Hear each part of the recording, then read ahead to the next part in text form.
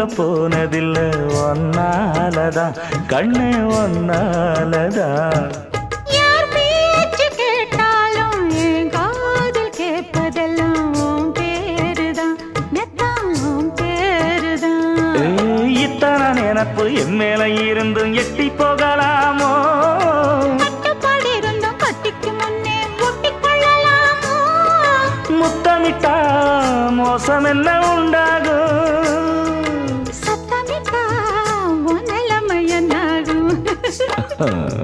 புது வளையல அரைச்சு தொண்டையில தான் நினைச்சு மாமன் கிட்ட பேச போற மணிக்கணக்கா.